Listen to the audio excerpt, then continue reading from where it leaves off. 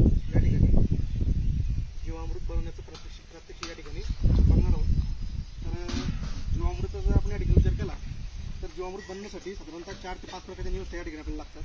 त्याच्यामध्ये आपल्याला 10 किलो गाईचं शेण घ्यायचं आहे, 1 किलो 1 ते 2 किलो साधारणतः बेसन पीठ घ्यायचं आहे, 5 लिटर गोमूत्र आणि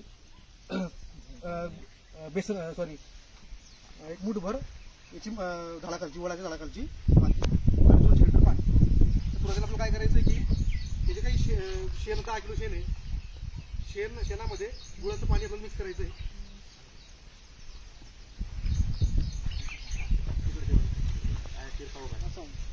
गुळाचं पाणी मिक्स करायचं आहे, चांगला एकदा तयार करून घ्यायचं आहे. याच्यामध्ये परत गोमूत्र आपल्याला टाकायचं आहे, साधारणतः 5 ते 6 लिटर गोमूत्र याच्यामध्ये टाकायचं आहे.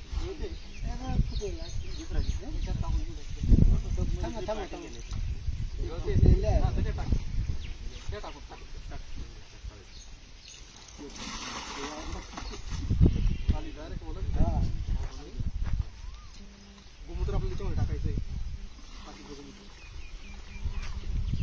व्यवस्थित लग्न तयार करून घ्यायचं आहे.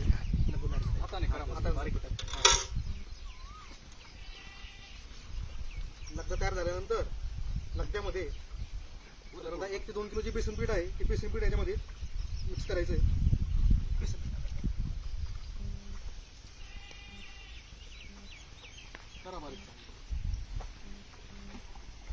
बेसन पीठ मिक्स झाल्यानंतर साधारणतः 190 ते 200 लिटर पाण्यामध्ये हे जे स्लरी आहे ती त्या पाण्यामध्ये मिक्स करायची आहे.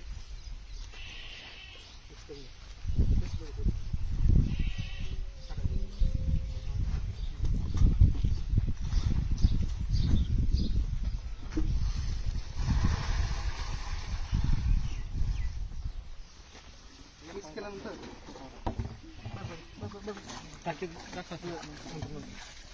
साधारणतः सकाळ संध्याकाळ 2 ते 3 वेळेस या ठिकाणी उजवीकडे 2 वेळेस आणि डावीकडे 2 वेळेस या ठिकाणी आपल्याला दळवायचं आहे.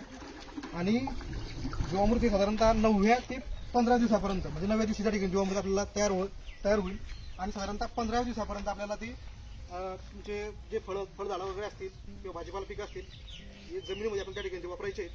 आणि जीवामृत वापरण्याचे फायदे असे की जीवामृत वापरल्यानंतर जमिनीमध्ये जीवाणूंची संख्या त्या ठिकाणी वाढणार आहे, सोबत त्या ठिकाणी जमिनीचा कार्बन वाढणार आहे, गांडुळांची संख्या वाढणार आहे. त्याच्यानंतर वापरण्याची पद्धतीचा विचार आपण जर केला तर साधारणतः फळझाडांमध्ये साधारण 1 लिटर प्रति झाडास या ठिकाणी आपल्याला डाळिंबाला वापरायचं आहे, 1 वर्ष डाळिंबाला. त्याच्यानंतर फवारणीच्या माध्यमातून सुद्धा या ठिकाणी आपण जीवामृत वापरू शकतो. म्हणजे अशा पद्धतीने आपण जमिनीचा पोत सुधारण्यासाठी आणि बाकीच्या समजा जे काही जीवाणू आहेत जीवाणूंची संख्या वाढवण्यासाठी जीवामृताचा वापर या ठिकाणी आपल्याला करायचा आहे. धन्यवाद.